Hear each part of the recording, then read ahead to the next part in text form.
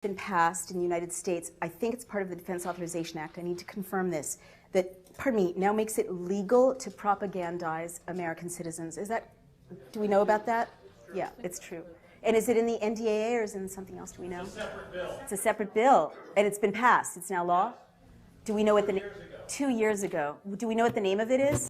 I don't remember, but I reported on it. Oh, thank you. Will you send me the link? Yes. Thank you. So what this means is, and I, as a journalist, to say these words, just, I can't tell you with what a heavy heart I say them, but we've entered an era in which it is not crazy to assess news events to see if they're real or not real. And in the United States as well as overseas. And in fact, it's kind of crazy not to.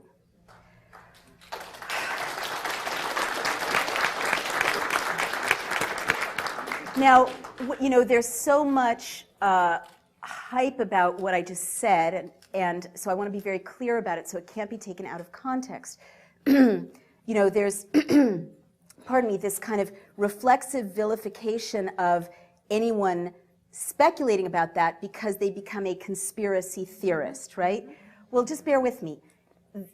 I've often thought about this because our intelligence agencies, and I respect spies. I mean, who are doing, like before it got out of control, I believe we need intelligence. I believe we need intelligence agencies. I don't think there's anything dishonorable about being in the intelligence services if you obey the Constitution and the law.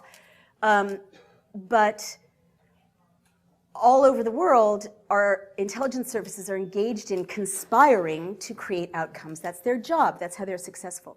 So now that it's illegal to propagandize in the United States, it doesn't surprise me that there's more and more products coming up in popular culture, more and more events in the news stream that seem to be, to my eye, to be subsidized.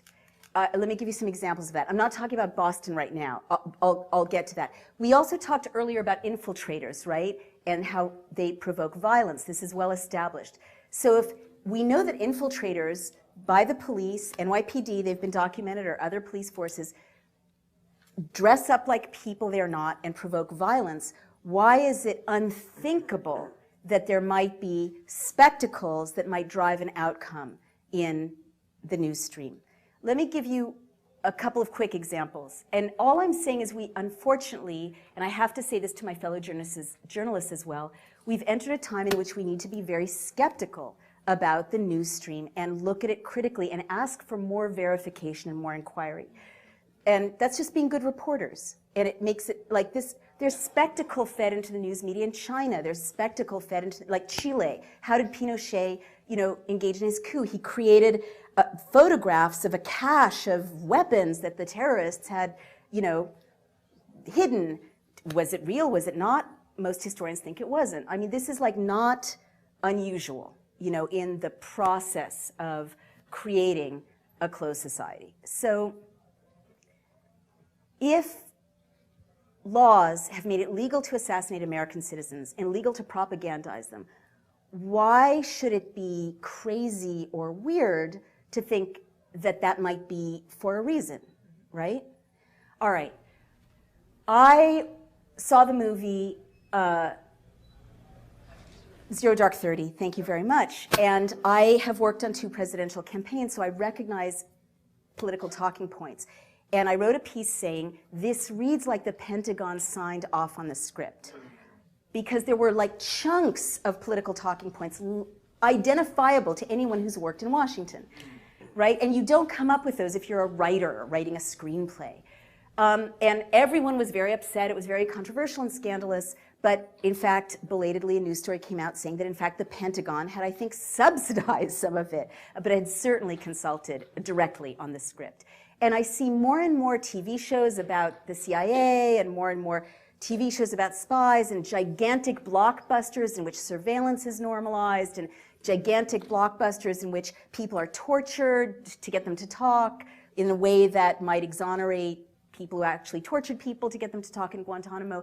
And there's all this money being pumped into these unaccountable, terrorism fighting things. And now there's no law preventing that money from going through front organizations right into popular culture. So that's of interest to me. And so another thing I want to say, and there's so many people waiting to ask a question, but I just need to say this, is I'm skeptical of certain news events that seem more theatrical than the norm, or I want to ask questions about them. Because I was in CNN once recently, and they were reporting a story about a water skier who had been decapitated on a lake between Mexico and the United States, and it had something to do with a terrorism threat, right? And I was like, decapitated water skier. Sometimes you hear these things and it's like so novelistic. You're like, real life doesn't work that way. Like, these are so novelistic. Someone's coming up with it to make it stick in the popular imagination. Or it just makes you think, well, I'd like to